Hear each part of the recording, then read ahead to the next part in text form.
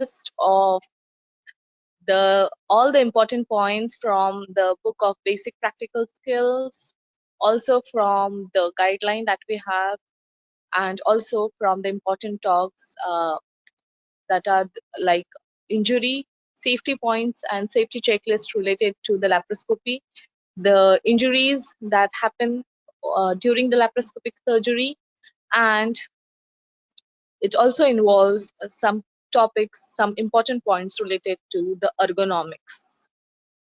So let's go and try and finish the maximum important points related to laparoscopy that can help you solve the questions in your exam.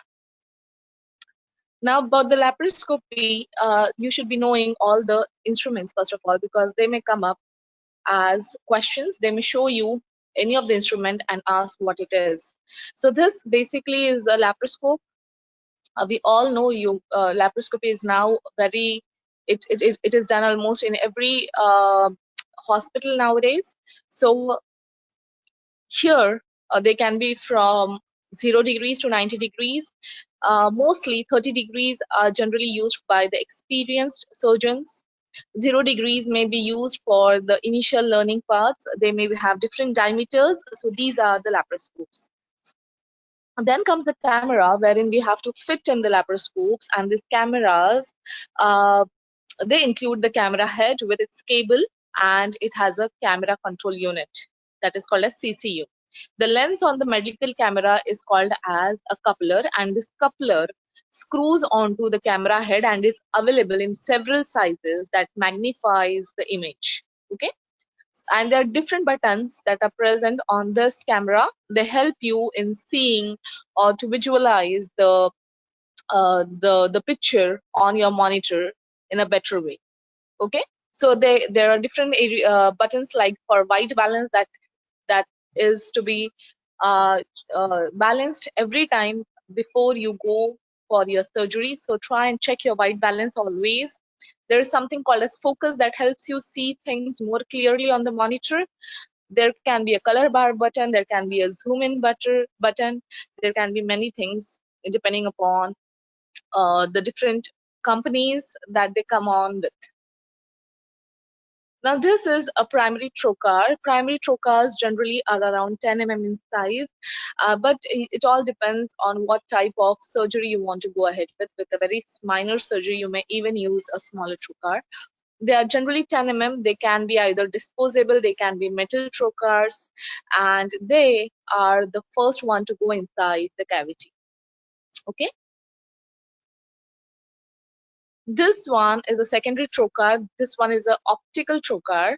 The diagram that is shown above, this optical trocar actually helps you to see the abdominal wall when you're going inside. So it helps you to see uh, when you're going through all the layers of the abdomen, right? So it helps you to avoid injury to the vessels while going through it, or also avoids prevents the injury to the bowel if you're about to injure it, or if the bowel is seen adhered to the anterior abdominal wall. So it may be useful many a times.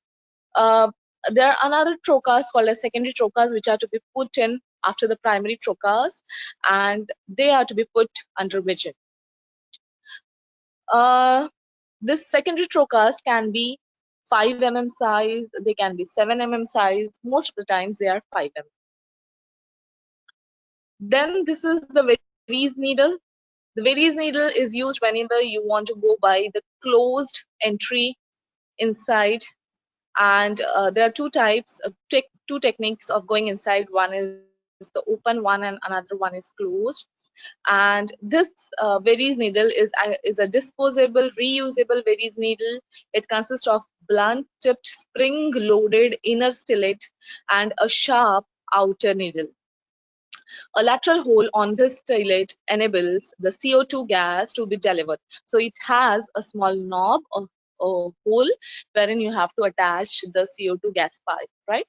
As the needle passes through the abdominal layer, the stellate retracts and it allows the penetration into the peritoneal cavity. So this is the spring-loaded action that happens, and once it goes inside, the sharp blade comes out, and that helps in penetration. And the absence of the tissue resistance allows the blunt stellate to protrude intra-abdominally, right?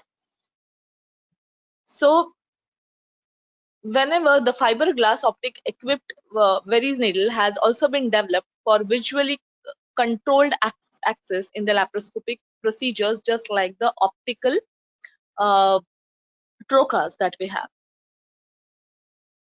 This can allow immediate diagnosis of small bowel perforation. Exactly that, this may help us to know whether we are injuring the bowel. This optical instruments, they help us to know whether, they help us to avoid also, and if we have done any injury to any other organ, like say for example the bowel or the vessel, at least we know, and then at least we take some measures to repair it then and there itself. So again, that reduces the litigations later on. So this is the Veress needle. Remember, the Veress needle has got spring-loaded action, and when you see it from outside, it is the blunt tip which you can feel. Only when you push it or press it against the abdomen, the sharp edge comes out, and then the sharp edge, the blunt tip goes inside, the sharp edge actually goes through the abdominal wall. So that's how it's seen. There are different ways by which we have to see whether the Veress needle is working or not, because that is the area by which we are going to put in the CO2 for distension of the abdomen. And the different methods like the hanging drop method or even passing the gas, all the other things which will be seen later on. Now this is a light cord and the source. Here you just have to attach the light cord, and this light cord is as important as high resolution camera and the precision scope, because light cords, they are really important. If there's any problem with that, you may really face a lot of problems while visualizing things. So they can be fiber optic or fluid filled, and they can be of different lengths. Okay, the xenon sources gives the best results related to the source. This one is an insufflator through which the CO2 is passed. The insufflation is achieved at low pressures, around 5 to 8 mm. You ask for high flow insufflation after 1 liter of CO2, and finally reach 20 mmHg after 4.5 liters of CO2. You remove the Veress needle, use a guarded method when you place 10 trocar through the umbilical incision, and then insert the laparoscope with the camera attached. Okay, then you see whether what can you see on the monitor, and whether the monitor looks blank, right? So basically, attach this insufflator, the CO2 cable, to your Veress needle. See whether the gas is passing, whether the abdomen is getting distended, and then see whether the pressures of the insufflator are increasing, right? These are the different types of forceps that are used either to handle the tissues or to grasp the tissues. They can be traumatic or traumatic, just like we use in our open methods. The tooth one, of course, are traumatic. The non-tooth one are atraumatic. You may just call them as graspers, and there's no need of giving any extra names if you don't know about them. Okay, so you may just call them as traumatic graspers or atraumatic grasping forceps. The another picture that you are seeing here is the uterine manipulator. This is basically used with a junior most of the time, sitting on the vaginal end and manipulating the uterus as the surgeon wants it, with many a times the surgeon almost shouting for the different types of manipulation. Uh, This one is the irrigation, the suction irrigation, which is used later once the surgery is done, so as to remove the the saline that must have been put inside, or the bleeding that must have happened while doing the surgery. Okay, so is the suction irrigation canal that can be seen.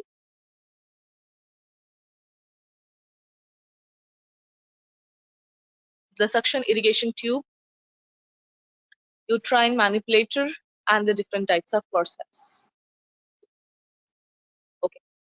So how should the surgeons be trained in safe laparoscopic techniques? The surgeons intending to perform the laparoscopic surgery should have appropriate training, supervision, and experience.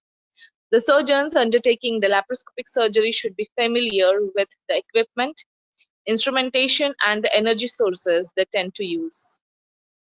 And the surgeons undertaking the laparoscopic surgery should ensure that the nursing staff and the surgical assistants are appropriately trained for the roles they will undertake during the procedure. So there should be an appropriate training of the surgeon, there should be appropriate instrumentation, and there should be proper assistance. About the gynecologist, there is a difference of opinion on what is the best method of entering the abdomen. So the gynecologists, they have tended to favor the closed or the Veress needle entry technique, whereby the abdominal cavity is insufflated with the CO2 before the introduction of primary trocar or cannula, whereas the surgeons, they want to go for the open Hassens technique. The latter method uses a small incision to enter the peritoneal cavity under the direct vision. It might be anticipated that the open Hassen technique would less likely cause major vessel injury than the closed method. If a segment of adherent bowel is injured, it might be more likely that this would be recognized at the time, allowing immediate repair. Okay, so gynacs are more in favor of Veress, but let me tell you, the conclusion is you don't know which one is better. How should the closed laparoscopic entry technique be performed? So in most of the circumstances, the primary incision for the laparoscopy should be vertical from the base of the umbilicus. Okay, so not in the skin below the umbilicus, it should be at the base of the umbilicus, right? Care should be taken not to incise so deeply so as to enter the peritoneal cavity. Of course, we don't want to injure any bowel if it is adherent there. The Veress needle should be sharp with a good and tested spring action. A disposable needle is recommended as it will fulfill these criteria. The operating table should be horizontal. It shouldn't be Trendelenburg. There shouldn't be any tilt, because we don't want any of the organs from the abdomen or changing their position. So the operating table should be horizontal. At the start of the procedure, the abdomen should be palpated to check for any masses and for the position of the aorta before insertion of the Veress needle. Just remember this thing, because this has caused many complications. The lower abdominal wall should be stabilized in such a way that the Veress needle can be inserted at right angles to the skin, and it should be pushed in just sufficiently to penetrate the fascia and the peritoneum. Okay, so hold the Veress needle at right angles and then push in at right angles. You should have two audible clicks. Okay, they are usually heard as these layers are penetrated. So what are the two layers? One is the fascia, the rectal fascia, and the peritoneum. So there should be two clicks that you should be hearing. Excessive lateral movement of the needle should be avoided, as this may convert the needle point injury in the wall of the bowel or vessel into a more complex tear. So try and keep the needle in its position as much as possible. But remember, this question has been asked that if you have had two failed attempts to insert the Veress needle, change the method, use either open Hassens technique or change the position, use the Palmer's point for entry. Now this is a little blur, but I'll read it out for you. This is taken from the basic practical skills. It's about the insertion of the Veress needle. Make a vertical incision through the skin at the base of the umbilicus. Elevate the abdomen to stabilize the umbilicus so that the Veress needle can be inserted at 90 degrees to the skin. Grasp the needle some way down to the shaft like a pen. So you have to hold the Veress needle like a pen to ensure the controlled way. So that exactly means that you are not just pushing the Veress needle, you have a controlled action on the Veress needle. Direct the thrust vertically down through the fascia and the peritoneum of the umbilicus. Often you can feel a double click. We have seen this as the needle enters through this point, and then change the direction and insertion towards the pelvis, but do not rotate it. There is no advantage and some risk in placing the needle further than just through the peritoneum. One test of correct positioning of the needle is the Palmer's test. It requires a syringe containing a normal saline to be connected to the Veress needle. So attach the syringe with normal saline, withdraw the plunger, and note the presence of bowel content or blood. Okay, so if none is seen, inject the fluid down the needle. This should occur easily without any resistance. So first try and suck in. If not possible, try to push and see whether the fluid is going down into the abdomen without any resistance. Withdraw the syringe barrel. If the needle tip is correctly situated, no fluid should be re-aspirated. Okay? If the fluid is obtained, this suggests that the tip of the needle is either lying between the peritoneum and the rectus sheath, or it is placed in an intra-abdominal structure such as omentum, abdominal bowel, or it is in between the adhesions. So you should not actually see any fluid coming up while suctioning or while aspirating. Okay. In such circumstances, an alternate entry site should be selected. So if you are already in a wrong position, in a wrong layer, use another entry point. Now there's another. So this one was a Palmer's test. Okay. So you have put in a syringe with saline. You have tried to aspirate first, then you have pushed the fluid. Now you're again re-aspirating. Everything should happen smoothly. A further test of correct positioning of the needle can be obtained by observing the flow and the pressure readings of the CO2 insufflator. The gas flow rate should initially be set at 1 liter per minute. If the needle is correctly sited, the intra-abdominal pressure should be low. So first of all, the intra-abdominal pressure should be around less than 8 mm, and then the gas flow should be free flowing at the rate of around 1 liter per minute. If the needle is incorrectly sited and the tip blocked, the pressure will rapidly rise and the flow rate will fall and soon stop. Okay. The correct position of the needle should not be determined by checking the mobility of the Veress, as it could convert the simple needle stick injury into a complex tear. Right? So you may either check it by using insufflator, check the change in the pressures. It should be less than 8 mm when you start with, and then it should be free flowing at the rate of 1 liter per minute. The correct position of the needle should not be determined by checking the mobility. Remember that, because we have a tendency of just rotating it once we are inside.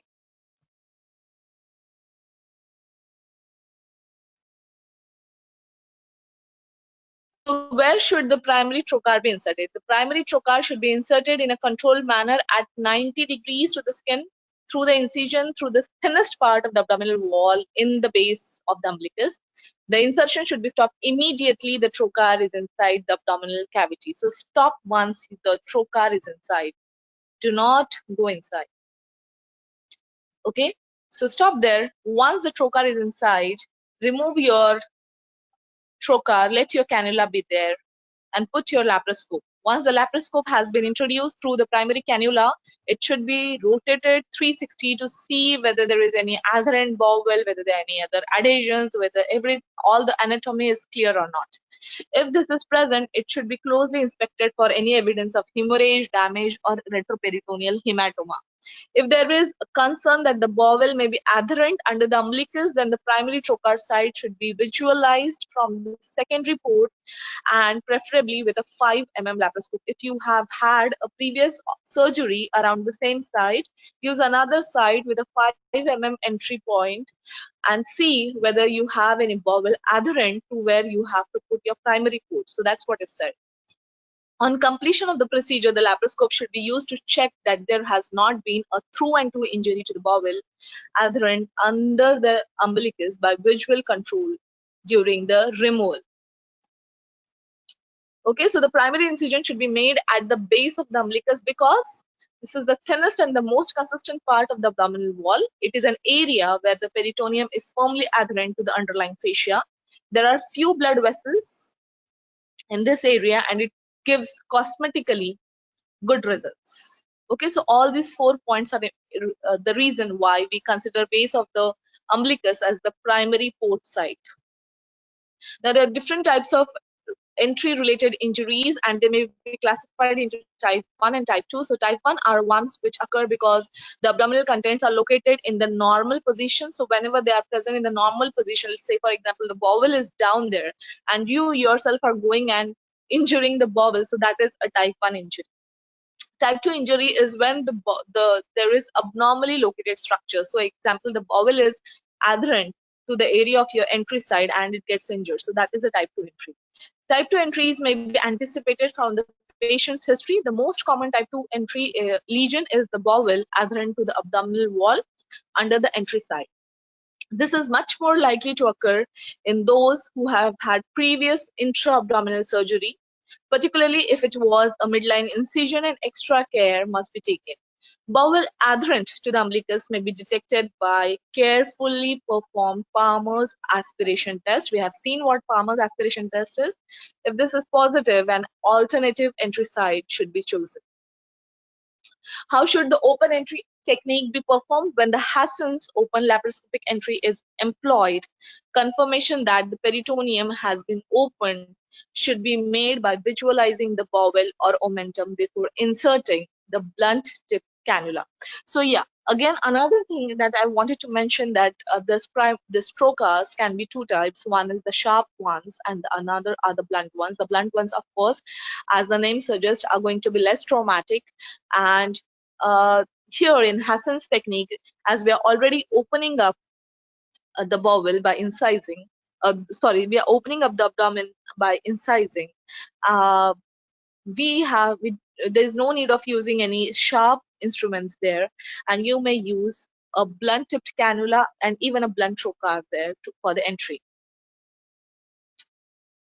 Once the facial ages, now here what happens is once you have made entry and once you know that the peritoneum has been opened and you are able to see the bowel and the omentum, before inserting the blunt tip cannula, once the facial edges are incised, they should be held by the lateral stay sutures. So use the lateral stay sutures on either side so that that area remains open. Once the peritoneum is open, the facial sutures are then pulled firmly to the suture holders on the cannula to produce the airtight seal with the cone of the cannula. Okay, the gas is then insufflated directly through the cannula to produce the pneumoperitoneum, and the blunt trocar is then withdrawn only after the abdomen is partially distended. At the end of the procedure, the facial defect should be closed using the stay sutures to minimize the risk of herniation.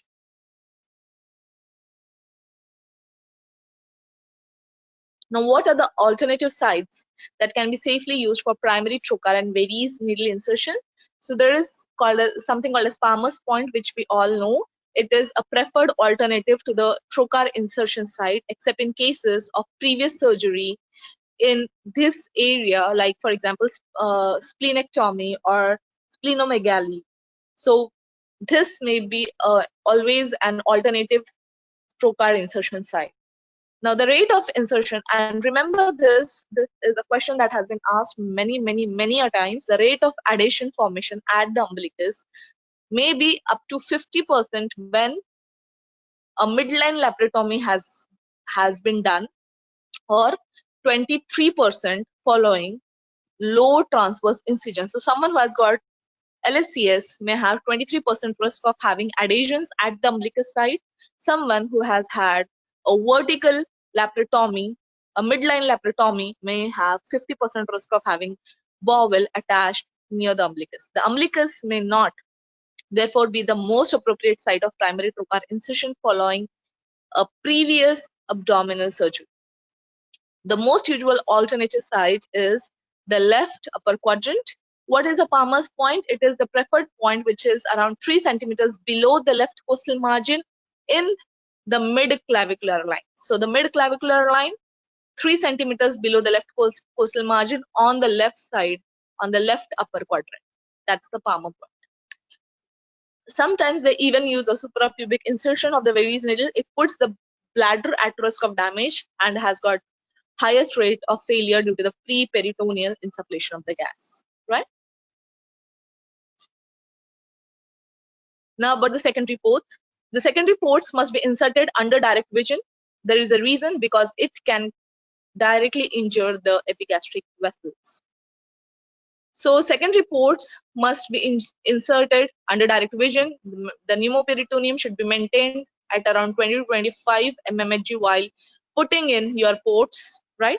Before placing the lateral ports, it is essential that the inferior epigastric vessels are visualized from within the peritoneal cavity by the laparoscope, and the entry point of the port is away from these vessels. The deep epigastric arteries and the venae committents running besides them can be visualized lateral to the lateral umbilical ligaments. That is, the obliterated hypogastric arteries in all but the most obese patients. In women who is obese, the incision should be made well lateral to the edge of the rectus sheath, taking care to avoid injury to the vessels on the pelvic side wall, right? So remember, because these deep epigastric vessels, generally they run in the area where we put in the secondary ports, try to visualize them and try to put them in the area where you don't see much of the red area, like we want to avoid the arteries, right? So again, remember this thing about the obese patient and try to make the incision lateral to the edge of the rectus sheath. It is recommended that removal of the ports is also under direct vision in order to avoid any hemorrhage, and a non-midline port over 7 mm and any midline port greater than 10 mm requires formal deep sheath closure to avoid occurrence of port site hernia. Okay.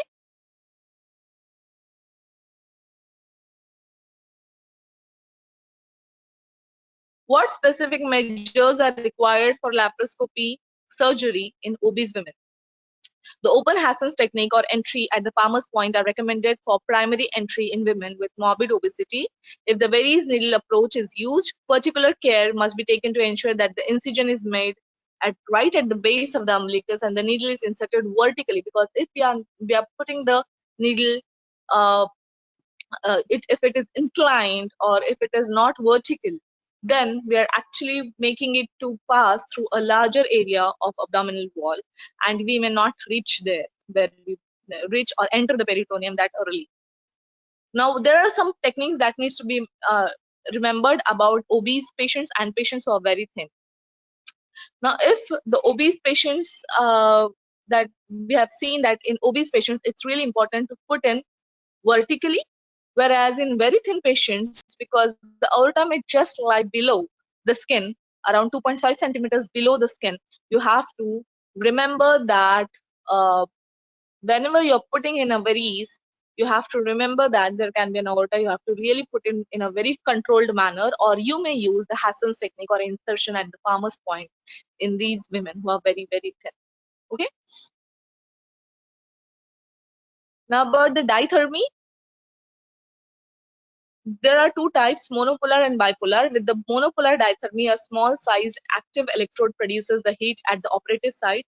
The electricity is returned to the generator by passing through the patient and being dispersed by the return electrode placed on the patient's skin. So the patient is involved in the whole circuit here. So that's why monopolar may cause many burns, and it's not used most of the times. Whereas bipolar, here the energy actually runs between the two blades of the forceps or the electrodes, and they are electrically insulated from each other. The current passes between the two electrodes and produces a relatively localized area of heating of tissues, and there is no written electrode plate that is required. So you don't require an electrode plate in a bipolar diathermy, right? Now, this again is a little confusing thing which has been asked many a times. I remember having problems with this when I was doing my part 2. So there is something called as a cutting current. It is high current, low voltage, and continuous. So when you have high frequency, it is going to cut your tissue.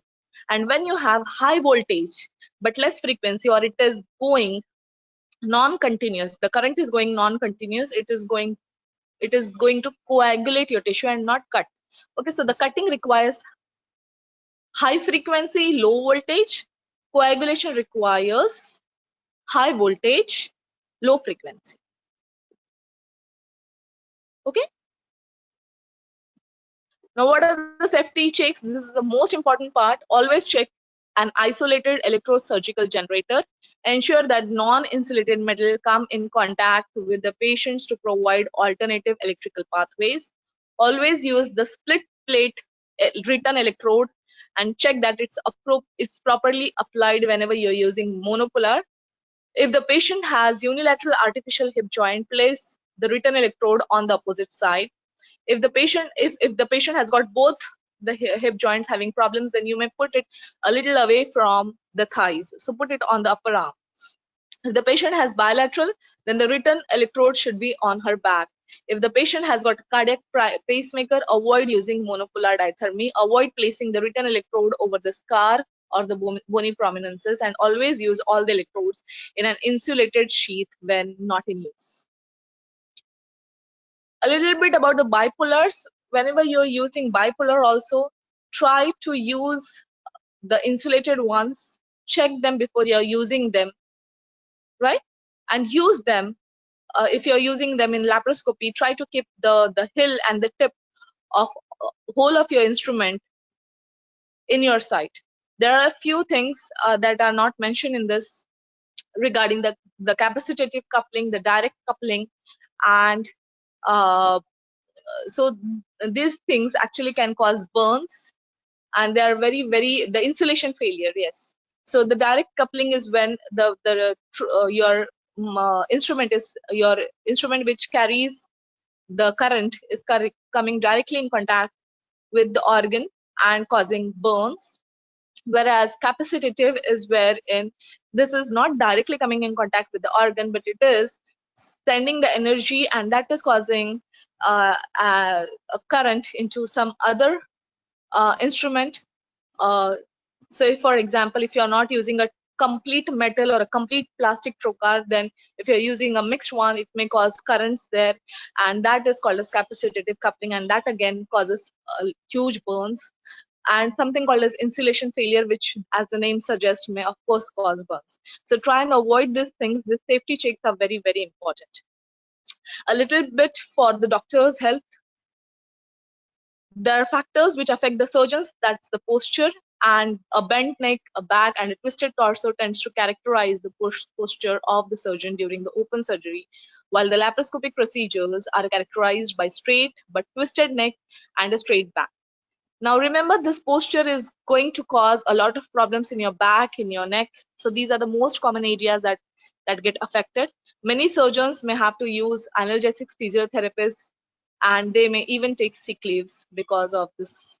Uh, Sometimes it has been seen that they have a lot of problems because it's a standing thing that most of the surgeons feel that they can do surgery better when they are standing. In a laparoscopy, sometimes even sitting has been shown to reduce the stress, but that's not been taken up by many of the surgeons. So try to use a gel mat under the surgeon's feet, and this will reduce the musculoskeletal pain, right? And it will also reduce the fatigue and cause fewer errors.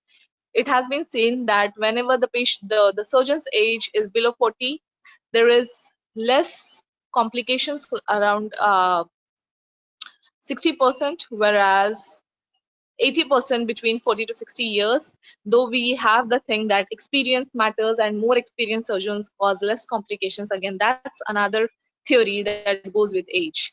Now, this is called as surgical fatigue syndrome, which occurs when the laparoscopy surgery goes on for more than 4 hours.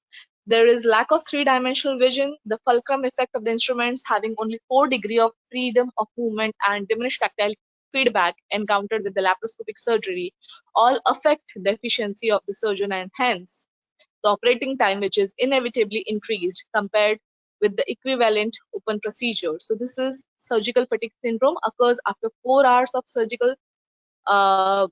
the surgery, laparoscopic surgery. Now remember, the height of the operating table is usually adjusted to suit the height of the lead surgeon. The discomfort and the surgical task difficulty were lowest when the handles of the instruments were positioned at the elbow height of the surgeon. So try and use the instruments when the handles are to be positioned at the height of the elbow of the surgeon. Okay. In order to maintain the instruments at elbow height, the ergonomic operating surface height should be between 70 to 80% of the surgeon's ground to elbow distance, which is around 650 to 1000 mm. So surgeon's ground to the elbow distance, 70 to 80% of that. That should be the operating surface height. The insufflation of the carbon dioxide will raise the operating surface height, and therefore operating table usually needs to be lowered. It is not uncommon for the surgeons to employ a step and platform to improve the ergonomic position, but this carries the disadvantages with balance, particularly when you are using a foot diathermy control. So these are all the methods of reducing the problems associated with the surgeons as well as the laparoscopic errors. The ideal height for the middle of the monitor is 5 to 9 degrees below the horizontal plane of the eye or 20 centimeters below the height of the surgeon. Downward viewing direction of around 15 degrees as the most neutral viewing direction for the extraocular muscles. So that is considered to be the most neutral viewing direction, around 15 degrees downward. This will realign the visual with the working axis. The distance of the monitor from the surgeon also impacts the eye strain. Distance should preferably be between 80 centimeters to 120 centimeters to avoid excessive accommodation, convergence, and staring. Working too close can result in continuous and prolonged contraction of the extraocular and the ciliary muscles, which can lead to the eye strain. So try and keep the monitors at around 80 centimeters to 120 centimeters to avoid excessive accommodation, and they should be around 5 to 9 degrees below the horizontal plane of the eye. Okay. So this is what they have shown, that it should be the ideal height of the table should be around 7 to 8% of the total height from the surgeon's ground to the elbow of the surgeon. The axial type of handles appears to be favored for laparoscopic suturing. This type of handle results in prolonged ulnar deviation of the wrist and abduction of the shoulders. So try and use the axial types of handles. The articulating instruments have been most commonly used, and they are more favoring because they enable the operator to achieve more movements, not usually possible with the placing the fingers, hands, wrist, and upper limb in awkward positions. And an arm support, of course, is going to help reduce the fatigue of the arm. Now, there's something about the electrosurgical smoke which has been taking up a lot of TOG articles now. Remember that electrosurgical smoke reduces the laparoscopic visualization, which may compromise the patient's safety. It contains toxic gases, potentially carcinogenic chemicals, and viruses. Excessive smoke can cause irritation of the eyes and upper respiratory tract of the theater staff, but there are no reported cancer cases as of now. But try to keep smoke away. The smoke evacuation systems should be used to reduce the above risk.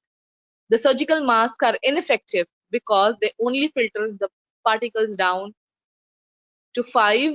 In fact, so try and use the surgical mask as much as possible and try to use them, uh, try to reduce the smoke as much as possible. So and that's why it's been said that try and use the diathermy as less as possible in the surgery, in open as well as in laparoscopy.